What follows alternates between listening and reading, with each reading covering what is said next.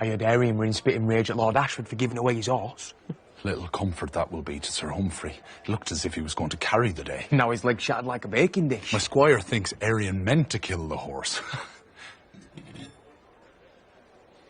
It's just hard to accept that a knight might be so dishonourable, let alone a prince. Why is that hard? No, They're incestuous aliens, Duncan. Blood magickers and tyrants who've burned our lands, enslaved our people, dragged us into their wars without a mote of respect for our history or our customs. Every pale-haired brat they saddled on us has been madder than the last. Gods know how. The only honourable thing a Targaryen can do for this realm is finish on his wife's tits. So I think he meant to kill the fucking horse.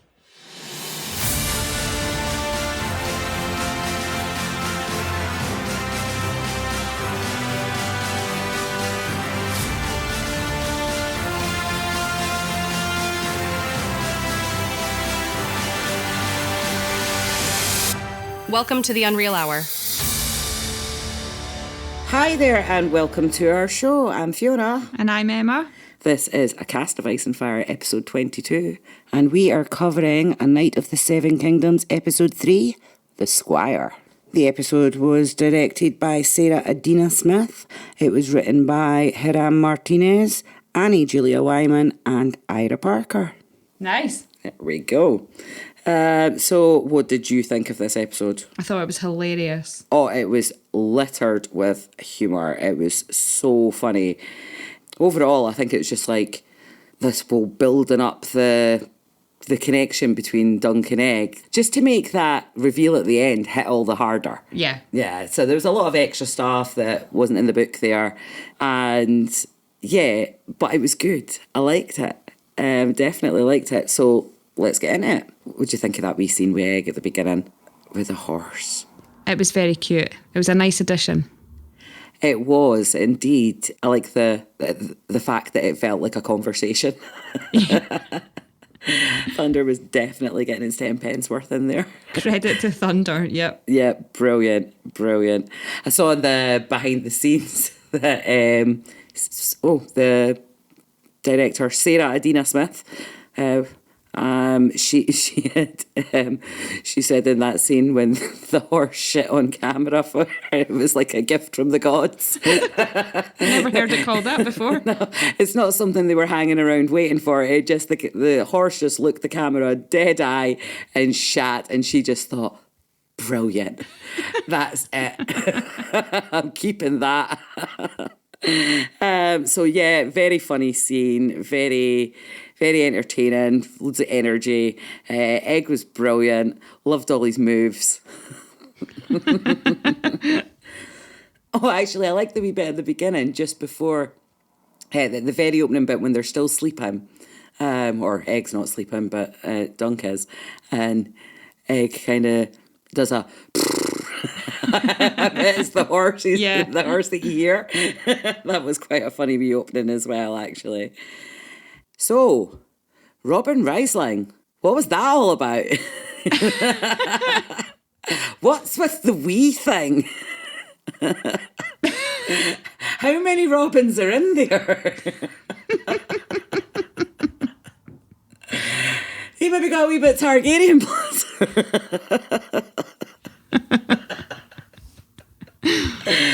Oh dear, I love that little smirk from Egg though when he tried to go for the horse and the horse was like, "Not get away from me," and Egg was like, likes me. The smirk was brilliant, and it made me think about Dexter in that moment too, because it was just like the smirk was like way beyond his years. There's like. It's like you generally only see adults with that smirk. I was quite impressed. It's a great wee actor. Any other thoughts from that scene? What do you think? Just that Sir Robin was totally bizarre and it was hilarious. You're the maddest knight in the Seven Kingdoms. Yeah. And then you see this flashback to this joust and you're like, yes, he is. Yep. Absolutely. He is mental. So we meeting him like this is different. This doesn't, because obviously this scene doesn't happen in the book. Yeah. I think they just meet him in the tourney. I don't even know if they speak to him. I think he's just there and Egg points out who he is. Don't quote me on that. I haven't read that part recently. But yeah, it's because the whole book's from Dunk's perspective. There's no secret meeting with Egg and Riesling in the woods.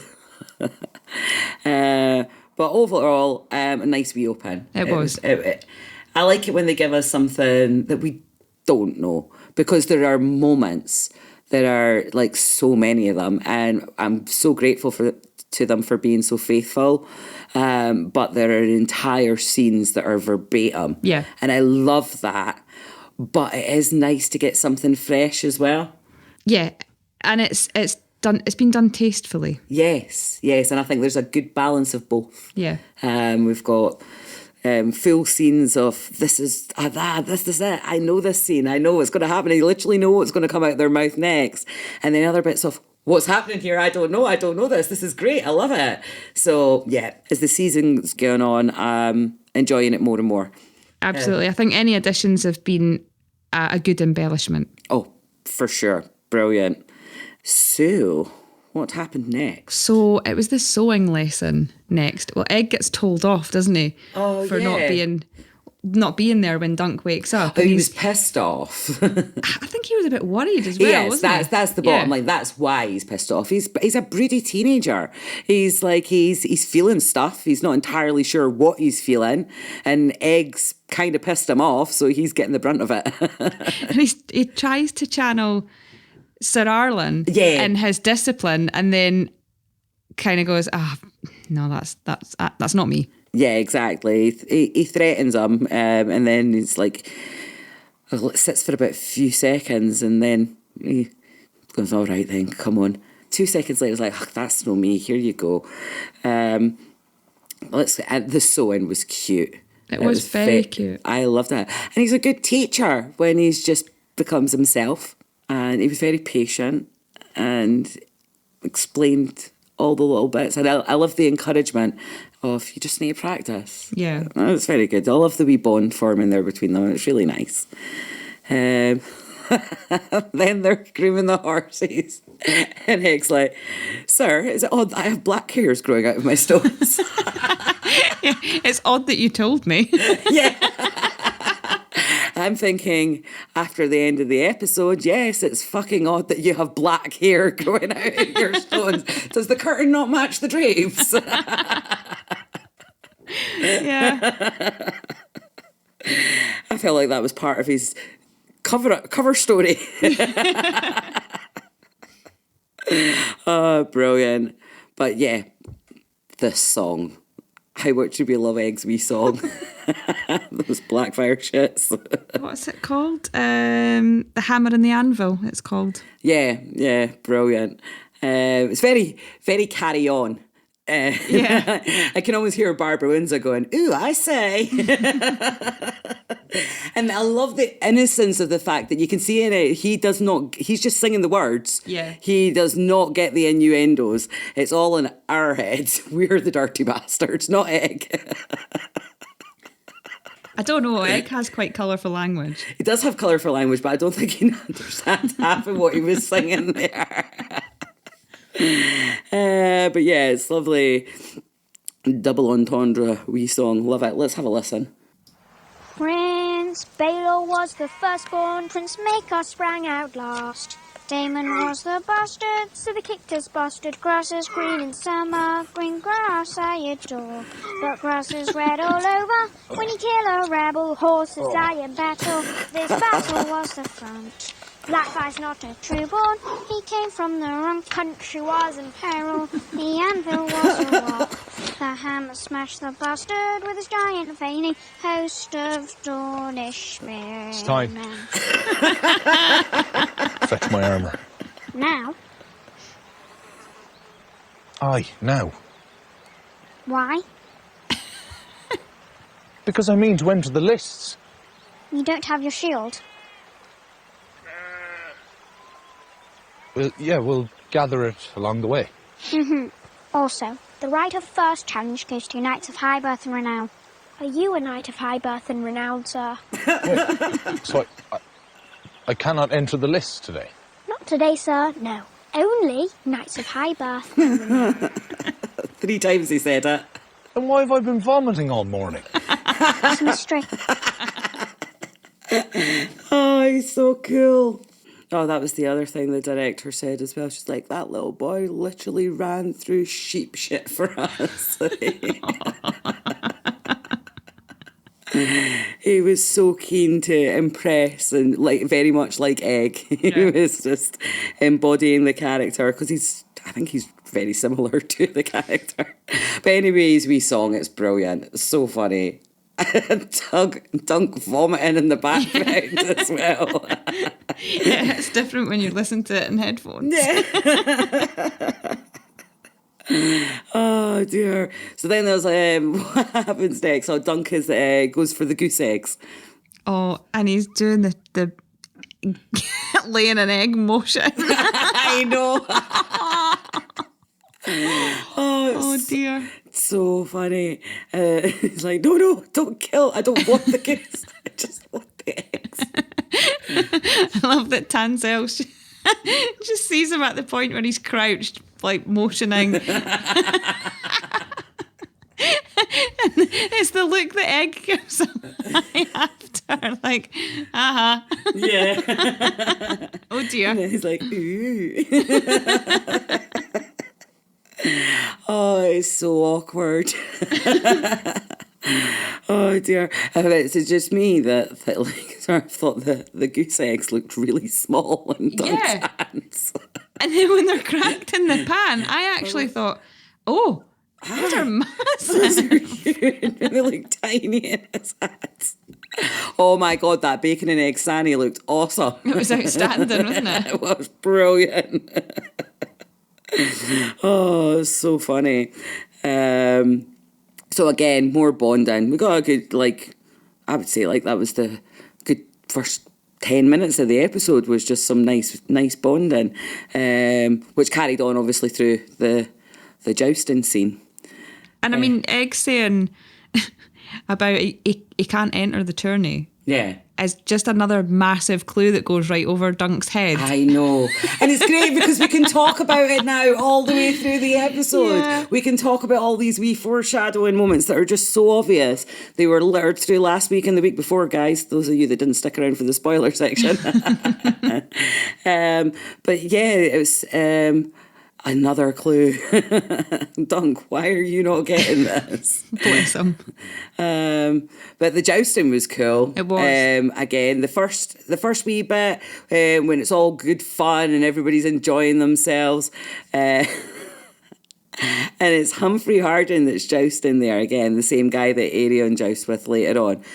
Now, I was like, poor Humphrey Harding, for the way his day ends, because he was the hero of the day. Yeah. I got a wee bit here from the wiki just to recap Humphrey's day.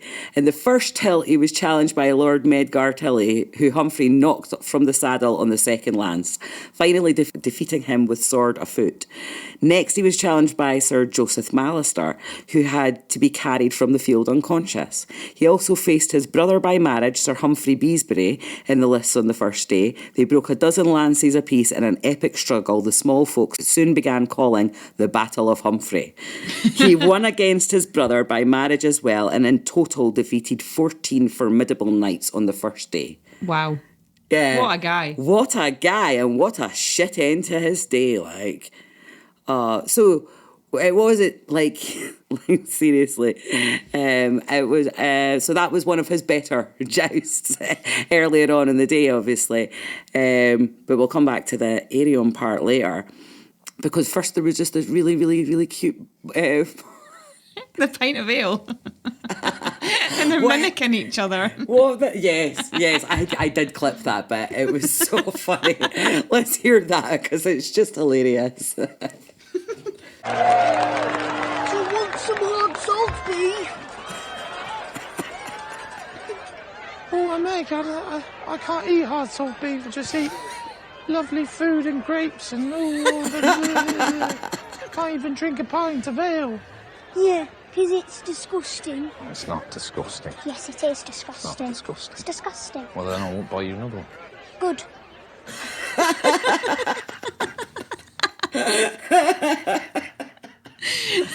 It really highlights that they're both kids. Yes. At opposite ends of the scale, but they're kids, and that's where they meet in the middle. Yeah, exactly. And they're just this silly wee place. It's lovely. It's very cute. Very cute. I mean, when you see those shots of them side by side, and he's so tiny and he's so big, but there's really like 6 years between them, 6, 7 years, something. It's not a massive age gap.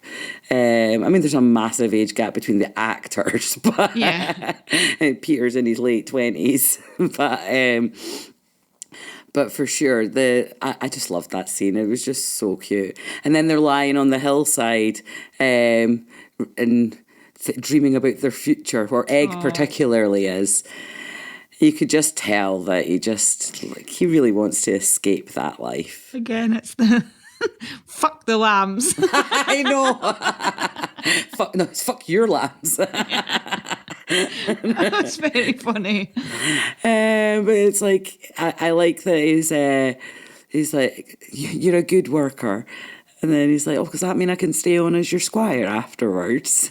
Oh, I know, and I felt like Dunk was like, oh, shit, well, maybe if I survive after we've seen that first joust. But then, of course, Plummer interrupts.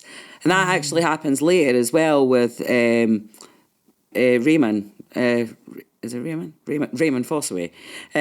Again, when he's about to start talking about Egg interrupts him. It's like a couple of times, the conversation was about to go a certain way, and then the big interrupt happens. So I didn't read the book that long ago. However, you know what I'm like?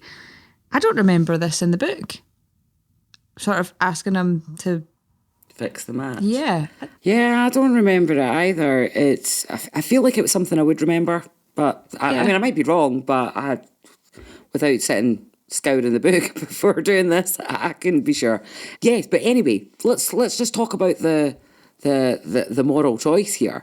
It's a bit much. Can see that, but it's quite like Dunk's outraged in that moment, but later on when he's talking to Raymond Fossaway, you can see he's actually considering it. Yeah, he definitely, winning that horse in arms would definitely set him up. And he'd walk away a champion, and I mean, it is a win-win as long as you're not bothered about your honour. Yeah, that's pretty much it. So it's understandable that he would think about it, but what a dirty dog Plummer is, he? Well, actually, I think Plummer made it clear that he's like, this is not really the way I like to do things. He came in, what was it he said? I think you and I are both honourable men, so what I'm about to discuss with you, don't think I have any personal interest in it. Yeah. Basically saying, I'm here on business. This is not my personal choice of scenario to be discussing. So I think he kind of removed himself from it, but at the same time he was definitely encouraging it. Yeah. He wasn't accepting the first no. And I think it's kind of back to what we were saying last week about I'm silently rooting for Dunk. Mm-hmm. And thinking, I kind of hope you do make it, and this is kind of a way to put your name on the map. Maybe you should consider it. I won't judge you. You get that vibe? Yeah. It's like, I won't judge you. So anyway, from there, we're back to the jousting. So, Arian's armour. It's fantastic. Arian's horse's armour is fantastic. Yeah, it's absolutely beautiful. Everything about that. And let's not forget the cloak. The cloak is beautiful. What was like velvet? It was the most stunning colour of red.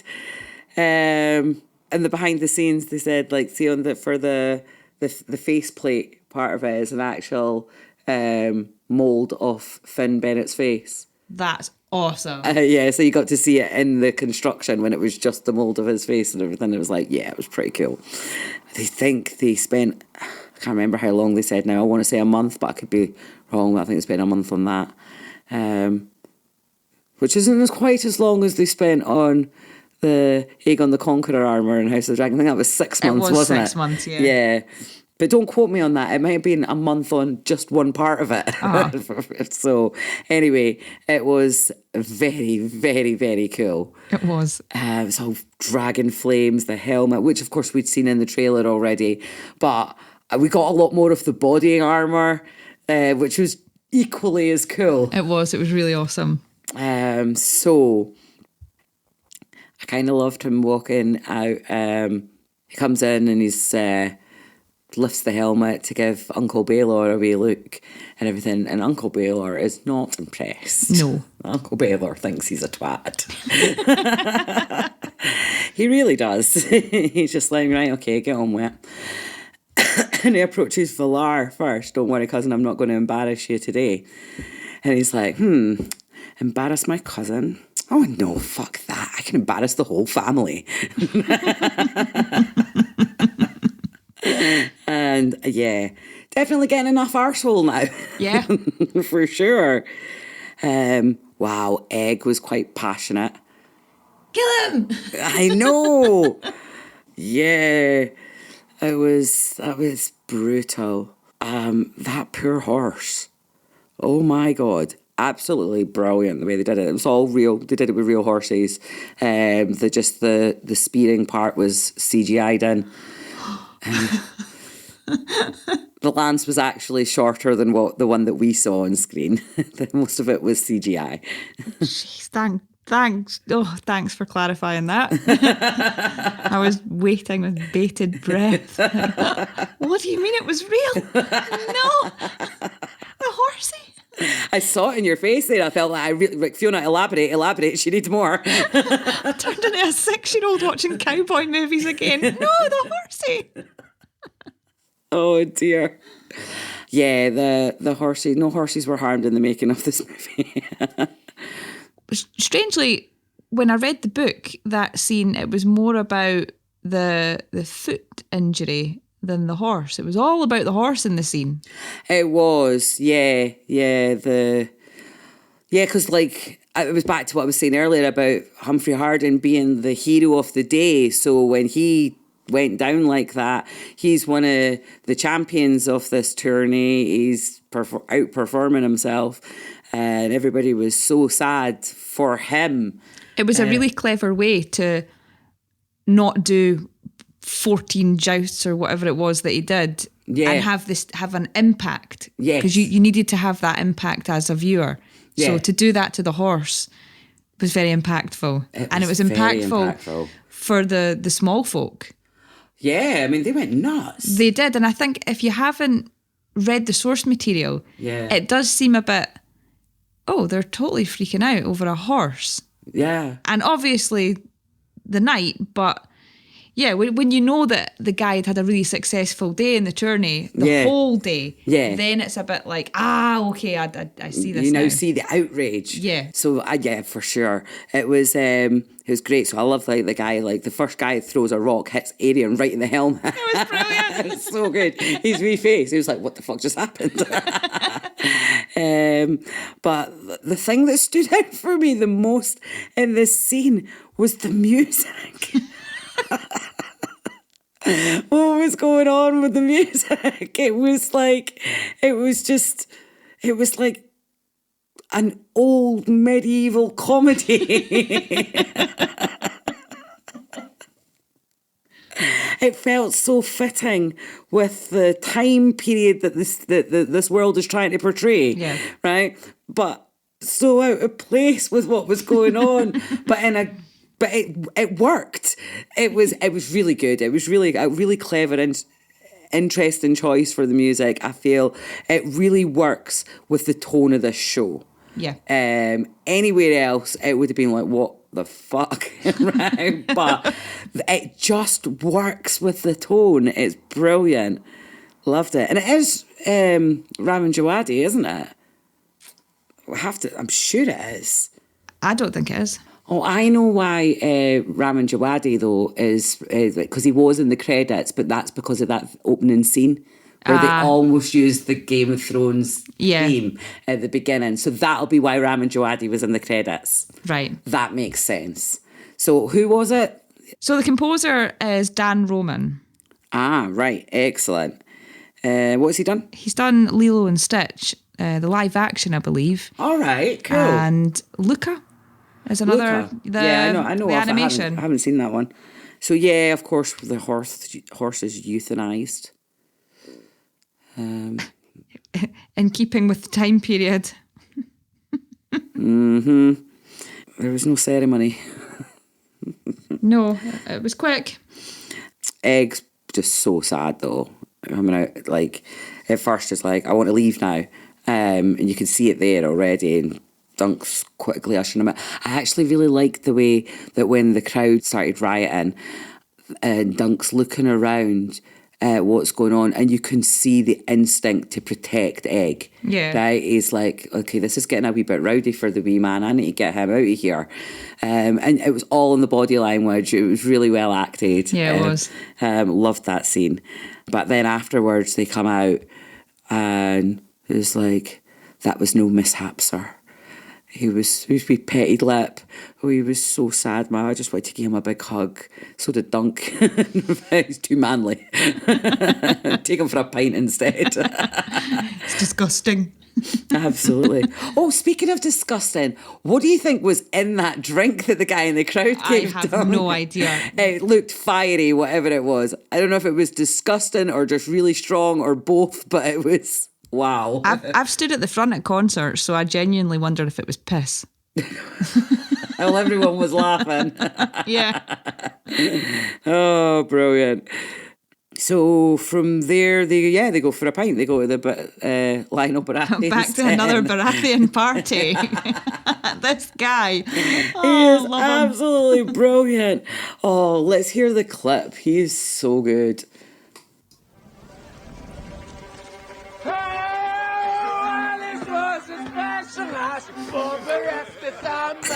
Lost a deadly tendon flock, now feeling awfully glum. Oh, Alice with 3 fingers, a copper in a glass.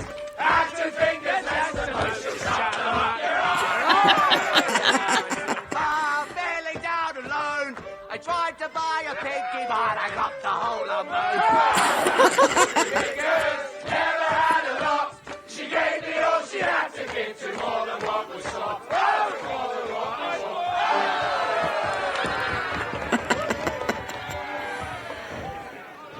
Oh, that was so funny. I hate that guy throws the wildest parties. The conversation with Egg Dunk after it though It's very insightful, isn't it? It is. It's deep. Given the topic. So inappropriate. Absolutely. Her name is Hope. Yeah.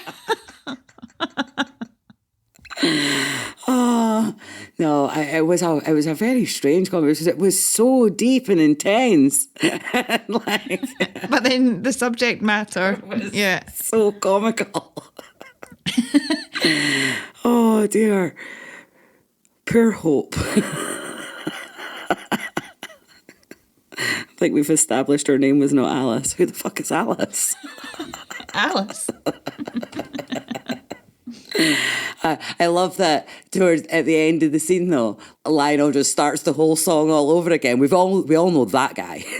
We've all been to that party. Yeah. So where are we from there? The Woods Witch. Yes. I'm going to assume that's what she is. Is she Maggie the Frog? Is it the Ghost of High Heart? Who knows? I'm thinking it not. I'm thinking it's possible. Time period wise, we assume these wood witches are really old. Woods witches are really old. But does it matter? It matters not. It matters not who she is. I did see a very short theory from someone saying like that that maybe it was Bloodraven because the woman appeared to have a mark on her cheek that... Away you go. No, I don't. I think it was just spotty makeup. Yeah. It was hard to tell because it was on her cheek and she had the hood on. And I like rewatched the scene going, I don't know if that's just zits. It might be, like, it would be cool if it was Bloodraven, but probably not. I'm not buying it. No, Bloodraven in disguise. I mean, we know he can do it. He's definitely capable of a glamour, but is he there? Who knows? I don't think it would be the Wood Witch, though. So, what she say? She said to Dunk that he would have great success and be richer than a Lannister.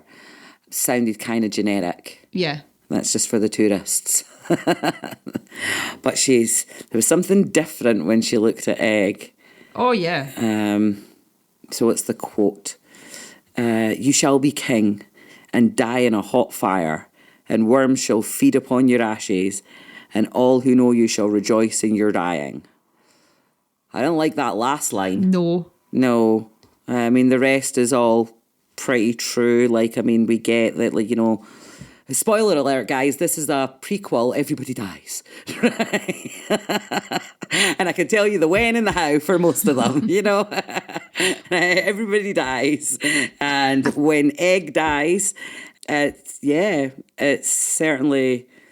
I don't remember any stories about anybody rejoicing, but there's not a lot of stories because it is a bit of a mystery of the how and the what and the who was there and what was going on and all the things. We all know that all we know is fire, wildfire to be specific, but I did not like said prophecy. No, we like Egg. We like Egg. We don't like the idea of people rejoicing in his death. Bad Wood Switch. Exactly. Mean old cow. We don't like her. So obviously Egg is shell-shocked at the news because he knows the idea of him being king is possible. Very unlikely. See what I did there? See what you did there. But possible.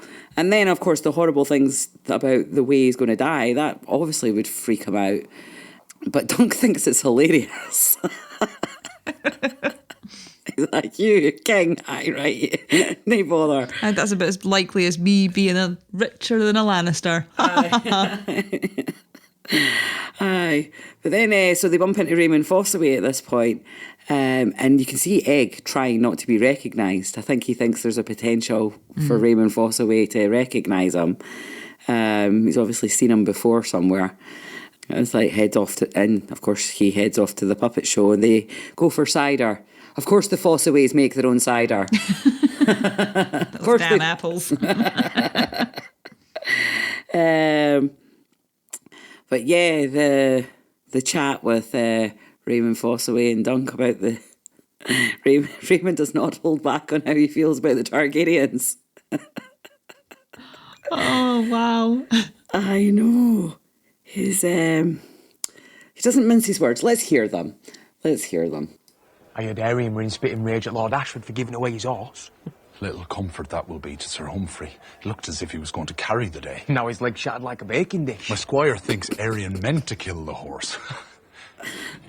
No, he did, Dunk. He did. Just hard to accept that a knight might be so dishonourable. Oh, you sweet summer child. Let alone a prince. Why is that hard?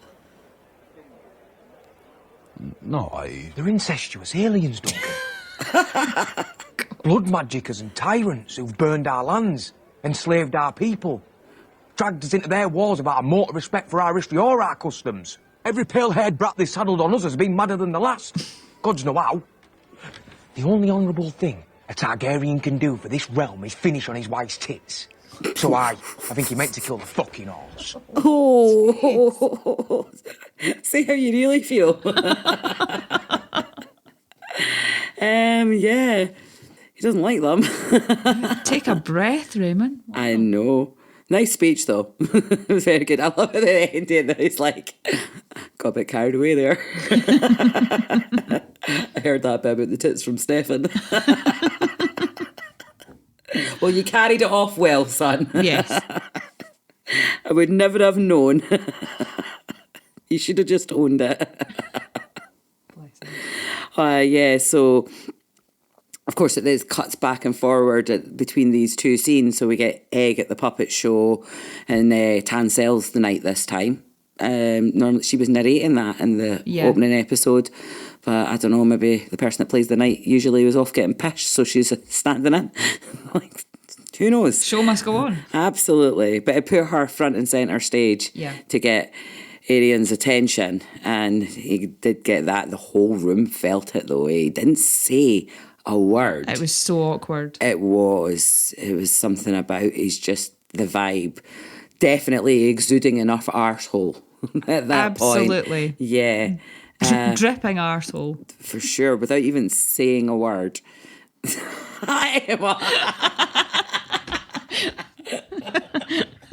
Sorry. Too far. Is that an outtake or leave it in?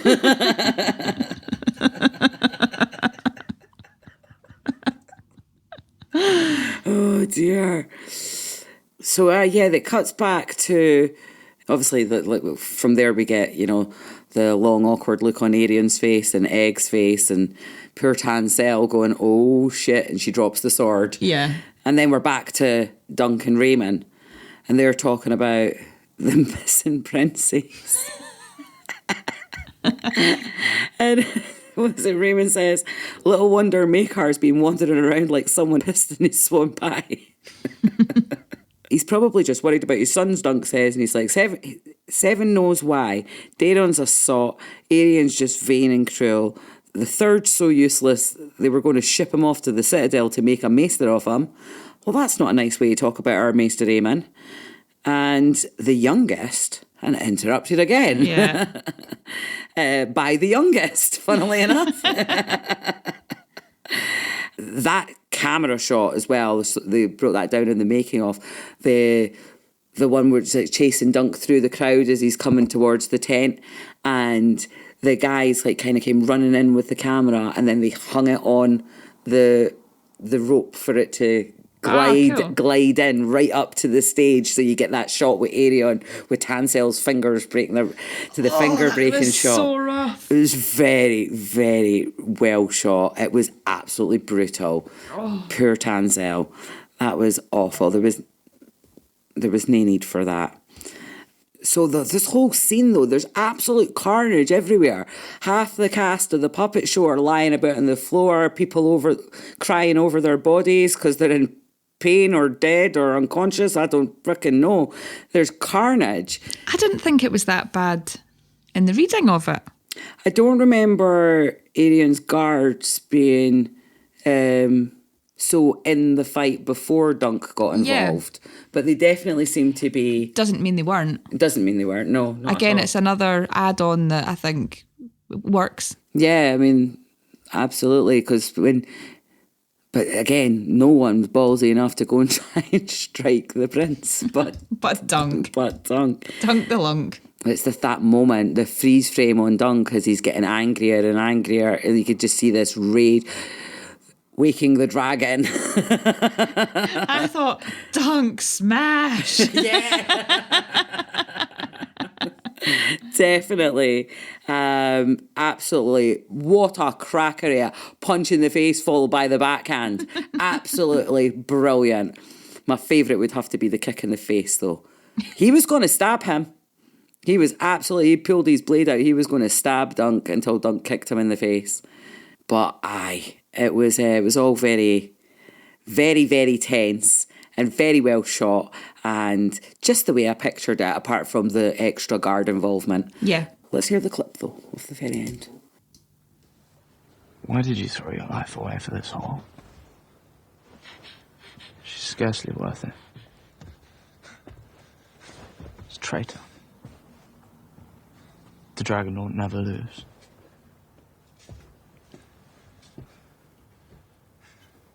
Nothing more to say.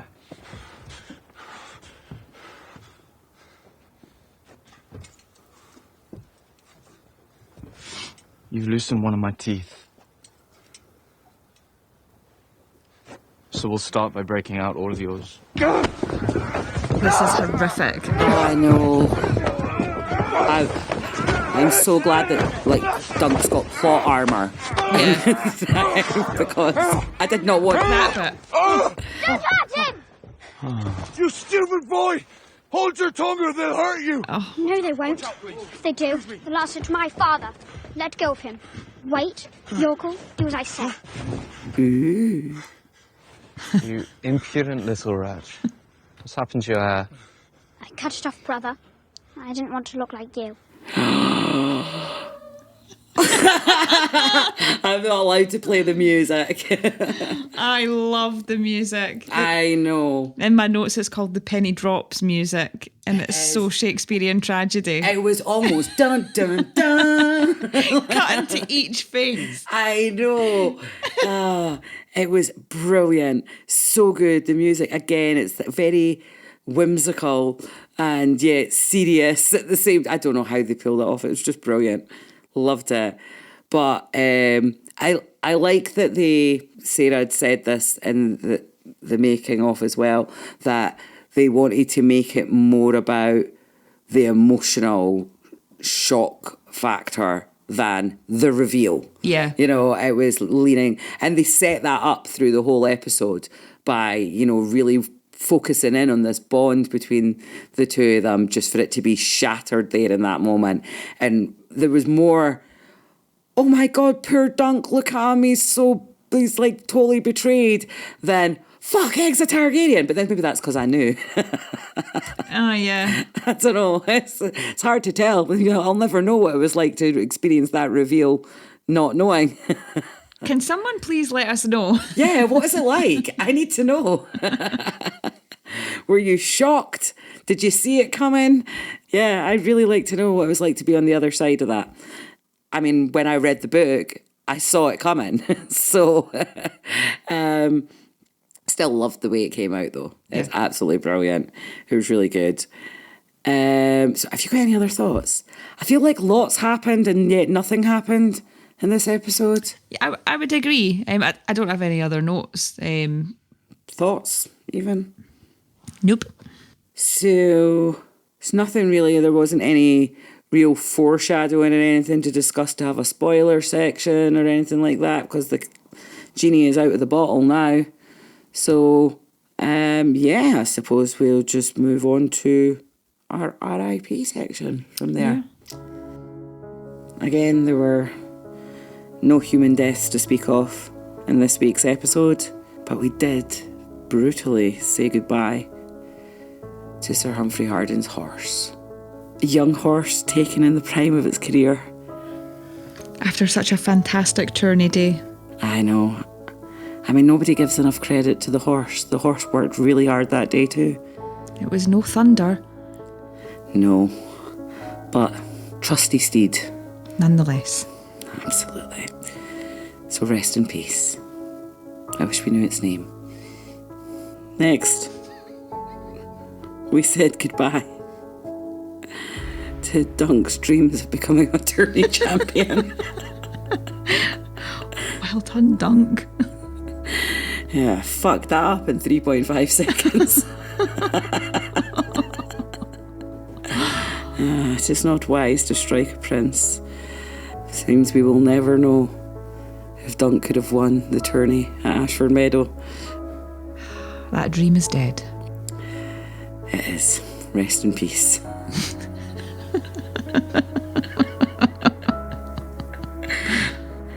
And finally, we said goodbye to Humphrey Harding's winning streak.